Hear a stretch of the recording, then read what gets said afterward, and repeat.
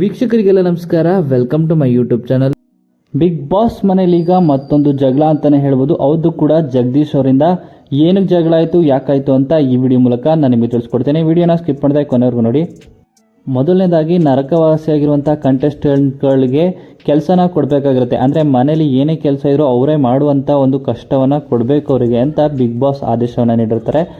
ಅದೇ ರೀತಿ ಸ್ವರ್ಗದ ನಿವಾಸಿಗಳು ಅವರಿಗೆ ಆದೇಶವನ್ನು ಹೊರಡಿಸಿ ಕೆಲಸವನ್ನು ಕೂಡ ಕೊಟ್ಟಿರ್ತಾರೆ. ಸೊ ಮೊದಲನೇ ಬಾರಿ ಚೈತ್ರ ಅವರು ಜಗಳನ ಮಾಡಿರ್ತಾರೆ ಒಂದು ಸಣ್ಣ ವಿಷಯಕ್ಕೆ. ಇನ್ನು ಸರಿಯಾಗಿ ಅವರು ಕ್ಲೀನ್ ಮಾಡಿಲ್ಲ ಚೈತ್ರ ಅವರು ಅಂತ ಲಾಯರ್ ಆಗಿರುವಂಥ ಜಗದೀಶ್ ಅವರೇ ಎಲ್ಲ ಕಡೆ ಕ್ಲೀನ್ ಮಾಡ್ತಾ ಇರ್ತಾರೆ.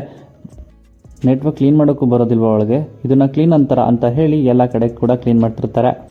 ಸರ್ ಅವ್ರಿಗೆ ಮಾಡಿಸೋದು ಬಿಟ್ಟು ನೀವ್ಯಾಕೆ ಮಾಡ್ತಿದ್ದೀರಾ ಅಂತಲೂ ಕೂಡ ಇಲ್ಲಿ ಭವ್ಯಗೌಡ ಹೇಳ್ತಿರ್ತಾರೆ. ಹಾಗೆಯೇ ಧನರಾಜ್ ಆಚಾರ್ ಕೂಡ ಹೇಳ್ತಿರ್ತಾರೆ, ತ್ರಿವಿಕ್ರಮ್ ಕೂಡ ಇಲ್ಲಿ ಹೇಳ್ತಿರ್ತಾರೆ.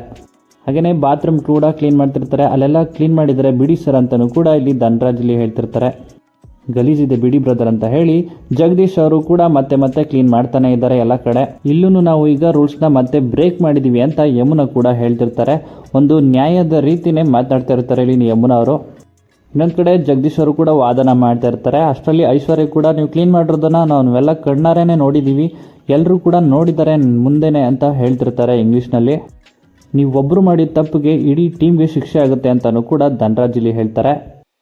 ಅಲ್ಲಲ್ಲ ನೀವು 4 ಜನ ಮಾತ್ರ ಮಾತಾಡ್ಕೊಂಡ್ಬಿಟ್ರೆ ಟೀಮ್ ಆಗಲ್ಲ ಅಂತಲೂ ಕೂಡ ಜಗದೀಶ್ ಇಲ್ಲಿ ಹೇಳ್ತಾರೆ. ನೋಡ್ತಾ ಇದ್ದೀನಿ ಅವಾಗಿಂದನೂ ಕೂಡ ನಾನು ಗೇಮ್ ಆಡಿದ್ರೆ ಚೆಕ್ ಮೇಟೆ ಆಡೋದು ಅಂತ ಕೂಡ ಎಲ್ರಿಗೂ ಕೌಂಟರ್ನ ಕೊಡ್ತಾ ಇದ್ದಾರೆ ಇಲ್ಲಿ ಜಗದೀಶ್ ಅವರು.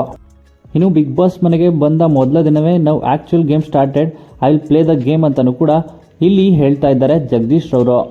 ಈ ರೀತಿಯಾಗಿ ರೂಲ್ಸ್ನ ಬ್ರೇಕ್ ಮಾಡೋದಲ್ಲದೆ ಎಲ್ಲರ ಜೊತೆನೂ ಜಗಳ ಆಡ್ತಾ ಇದ್ದಾರೆ ಜಗದೀಶ್ ಅವರು ಅಂತಲೇ ಹೇಳ್ಬೋದು. ಇನ್ನು ಇವ್ರ ಮಾತು ಕೇಳಿದ್ರೆ ನಾನೇ ಸರಿ ಅನ್ನೋ ರೀತಿ ಹೇಳ್ತಾ ಇದ್ದಾರೆ ಅನಿಸುತ್ತೆ. ಹಾಗೆ ಈ ವಿಡಿಯೋ ನಿಮ್ಗೆ ಇಷ್ಟ ಆಯಿತು ಅಂದರೆ ವಿಡಿಯೋಗೆ ಲೈಕ್ ಮಾಡಿ, ಜಗದೀಶ್ ಅವರ ಬಗ್ಗೆ ನಿಮ್ಮ ಅನಿಸಿಕೆಯನ್ನು ಕಮೆಂಟ್ ಮೂಲಕ ಕಮೆಂಟ್ ಮಾಡಿ ತಿಳಿಸಿ.